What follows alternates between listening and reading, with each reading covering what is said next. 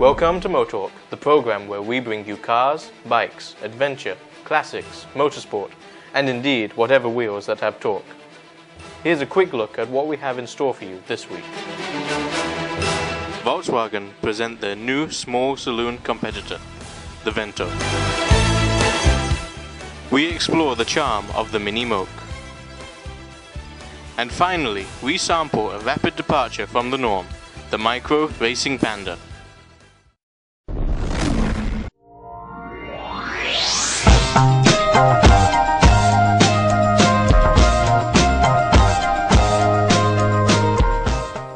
Previously on MoTorque, we test drove the new Volkswagen Polo, and we liked it very much because it was fun to drive, quite practical, and really excellent value for money. The only real complaints we had were the fact that it didn't offer the all-important automatic gearbox option and the fact that it was a hatchback, because hatchbacks are somewhat unpopular in our market. So when you take that into consideration, a version of the Polo with a boot and the automatic gearbox option should be a cracking success. Well, it looks like Volkswagen were listening to us, because here is a solution. This, what we have here, is called the Vento, and it's basically the Polo with more space in the back, a big boot, and the all-important automatic gearbox option. So will we like it as much as we did the Polo? Only one way to find out. For the price of a smile, I got a ticket to ride. So I keep living, cause it feels right, and it's so nice, and I do it all again this time. It's forever, it gets better, and I like how it feels. To drive, the Vento is just the same as the Polo. You get the same light steering, the same excellent visibility, and the same good proportions that make it really easy to place on the road or in the car park or wherever you'd be driving it. The key advantage that the Vento has in traffic and on the school run and in the city is, of course, the automatic transmission. Where the Polo is not available with an automatic, the Vento comes with a 5-speed auto that is well matched to the engine.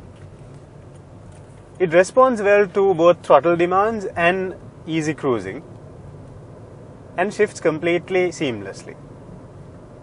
Another great plus point that the Vento has is excellent ride quality. Because it was designed in India for Indian conditions, which can be absolutely atrocious, it was designed with a decent level of ground clearance and quite soft springs. So when you put them together, you get a ride that can handle the worst that Sri Lankan roads can throw at it, and still be completely comfortable and not bother occupants at all.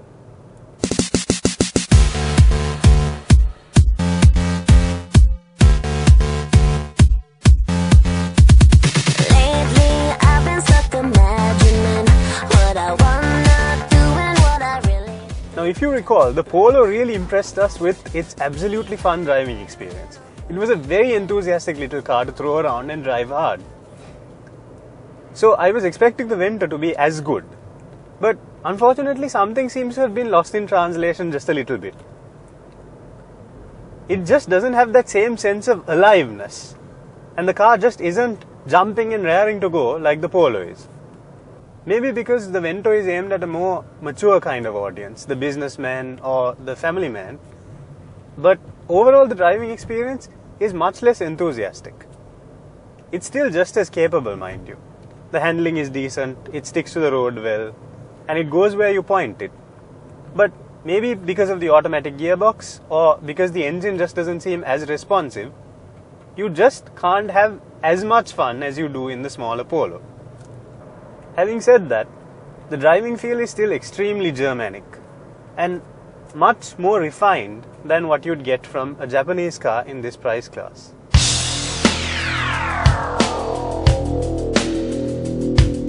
A Monday warrior, mean strike. Today's Tom Sawyer, mean pride.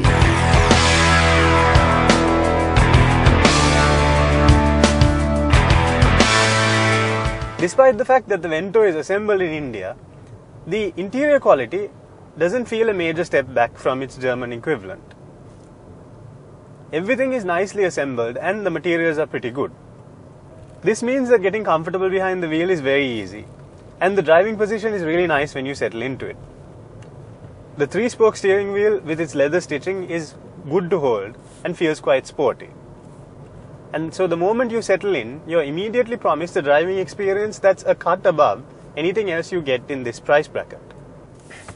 The equipment level is quite comprehensive with electric windows, mirrors, remote central locking, theft alarm, a decent climate controlled air conditioner, a very good stereo that includes USB output so you can plug in MP3 players or phones that have that capability. They even throw in parking sensors, which is useful and not something that you get at this price usually. As a value for money proposition then, the Vento makes a strong case for itself.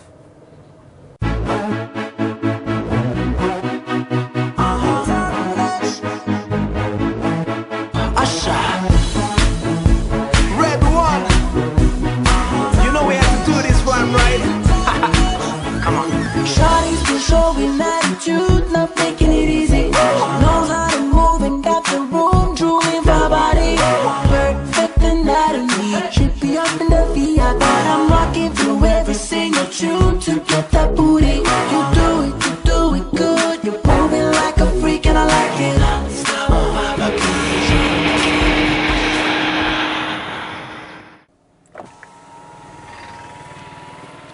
Okay, crunch time for the Vento. Is it as good as the Polo was? Well, straight up I have to say it just isn't as fun to drive as its smaller brother. Maybe because of the automatic gearbox, maybe because it's a bigger and more mature car aimed at a different market. But in the market that it is aimed at, it is a very strong competitor. The price is really good. It's more expensive than the Polo, but not that much. The manual gearbox version starts at just 4.5 million rupees. The automatic gearbox is 5.9 million or thereabouts. This puts it in direct competition with things like the Swift Desire, the Protons and other cars from Malaysian, Indian and Chinese makes. But this is a Volkswagen and that quality somehow manages to shine through, and it makes this a really good car at a really good price. So if you're shopping in this class, you should check out the Vento.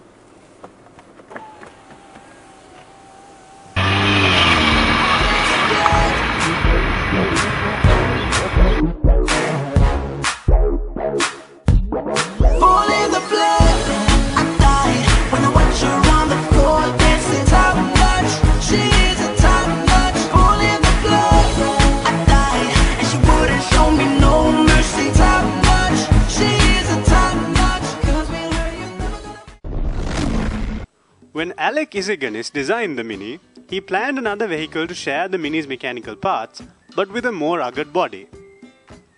This was an attempt to take a portion of the military vehicle business from Land Rover. By 1959, British Motor Corporation had working prototypes of what was codenamed the Buckboard, later to become the Mini Moke. These prototypes were shown to the British Army as a parachute droppable vehicle. But poor ground clearance and a low-powered engine did not meet the most basic requirements for an off-road capable vehicle. It is an immediately recognizable motoring icon, based off the legendary Mini but with an identity distinctly its own. Its name comes from an old slang word for donkey, and indeed it was originally intended as a beast of burden. But that's certainly not how it's remembered today. Instead, it is now associated with golden beaches, swaying palm trees, and all the other trappings of life in a tropical paradise. So join us now as we take a look at the original Mini Moke. The Moke found its greatest success as a utility and fun vehicle that could be used in tropical islands that had great weather, like for example Sri Lanka. In these conditions, the lack of bodywork and the lack of a proper hood or windows proved to be no problem at all. And so you could say that the little Moke finally found its true calling.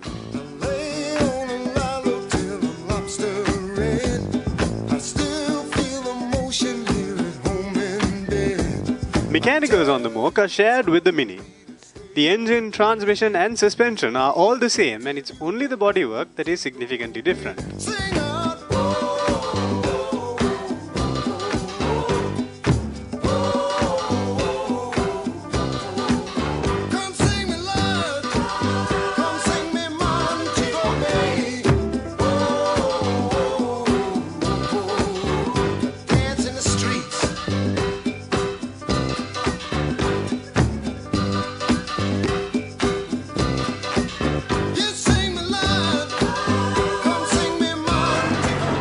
Driving a Moke is an experience that you're unlikely to get anywhere else. If the Mini feels like a go-kart, this feels like something even more so, like an open-wheel racing car. Because there is no bodywork around you, the wind just goes past your ears, and it actually feels like the most elemental and basic form of motoring. And it is incredible amounts of fun. Everything's going. This car is powered by a standard 1-litre BMC A-series engine with a single carburetor and a tweaked exhaust manifold, which is the reason for the rotty sound that you hear.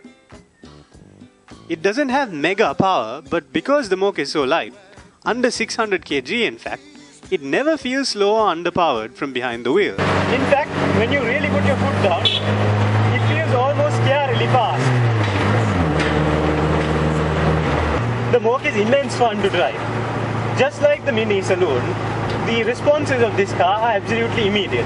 All you need to do is just tweak the steering wheel and the car immediately responds and goes in that direction. So you can see why these have a nearly legendary reputation as fun cars that you can really enjoy yourself while driving. Now, the biggest problem with running a Moke is keeping the body in good condition. Because of those box section seals and the numerous water traps in the structure, there is a lot of potential for corrosion.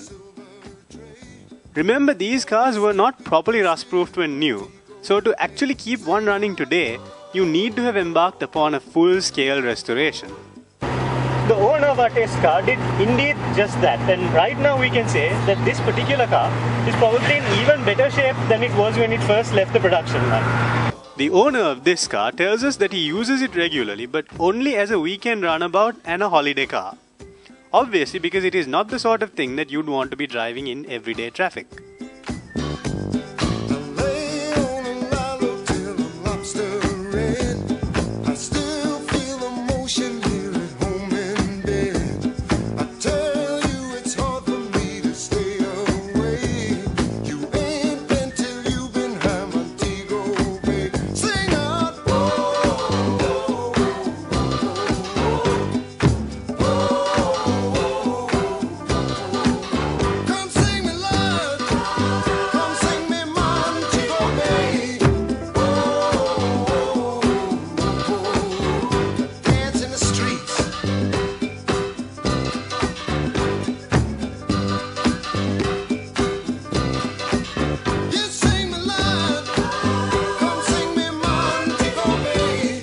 Mini Moke is basically the ultimate fun car, just as carefree as the tropical islands where it became so popular. Also extremely fascinating is how something that was designed with absolutely no thought towards style or anything of the sort has now morphed into an icon of retro cool, popular with young and old alike. Ultimately, less than 50,000 Mokes were built in total, but when you look at how popular this thing is, you'd be forgiven for thinking they made millions. Such is its appeal. And owning one today is a great way to recapture that sunny optimism that was one of the hallmarks of the decade that spawned it, the 1960s.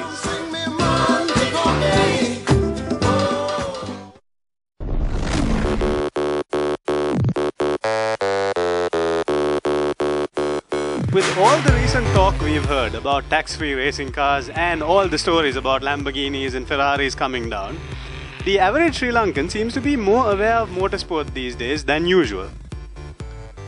Now, while the man in the street classifies pretty much anything with stickers and a loud exhaust as a racing car, anyone with a bit more specialized knowledge will think a bit differently. However, it's safe to say that all parties together will agree that a more unlikely basis for a racer than a Micro Panda will be difficult to find. And yet, that is exactly what you see here today. A 1-litre Micro Panda that has been tuned for actual competition. Kung Fu Panda? Forget that. What we have here is the Angry Panda.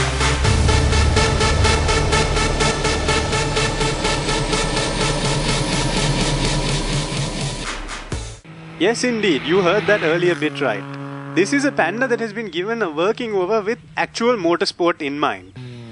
In fact, this car has already competed in a very well-known hill climb event and produced a decent showing its first time out. Effectively what it is a public relations exercise for microcars. A near standard Panda that has been stripped out and tweaked into something rather different. So we will find out exactly how different it is. Now the second you sit down in here, you notice that this is the standard Panda interior, but you've got this massive roll cage here, which makes you realize that yes, this is a proper race car. The carpeting has been stripped out and the back seat has been removed, so it all looks very proper and very purposeful. Listen to what happens when you fire it up.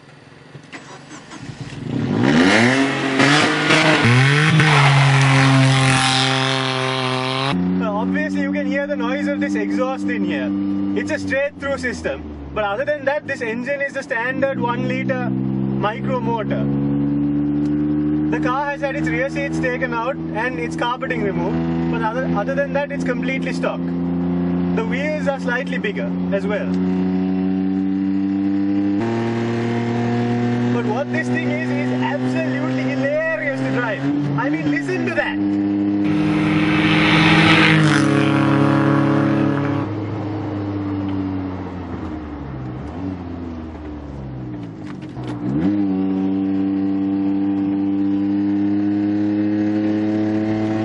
The suspension has been lowered slightly, and because of the fat tires, it just sticks. It feels like it's going around on a rail track or something, and you can't unsettle it no matter what you do.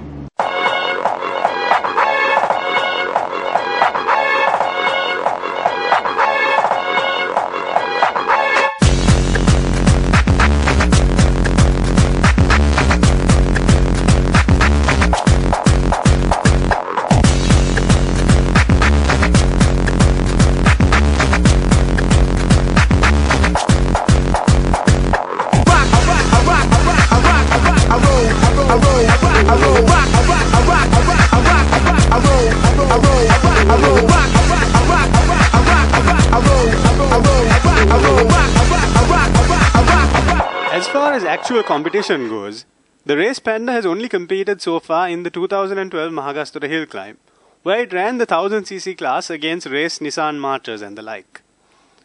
Despite being somewhat heavier than the rest of the competition, and not running any ECU mods at all, the Panda had a fairly quick timing in its first run, and even got up to third fastest in the second run, but that run was not counted on a technicality. But overall, it was still a creditable showing from a near-stock Panda with just tires and an exhaust. In the future, Micro hopes to run it in more events, and they also plan to change the ECU to gain the maximum competitive advantage allowed within regulations. With a bit more fine-tuning, the Panda should be able to put up a decent fight for class honours. The tweaked-up Panda is a really impressive little machine, and definitely more than the sum of its parts. The thing that stands out the most about it, though, is just how much fun it is on the road. This thing is hilarious! I mean, seriously, who on earth would expect a Micro Panda to be this much fun? I'm not giving it back just yet.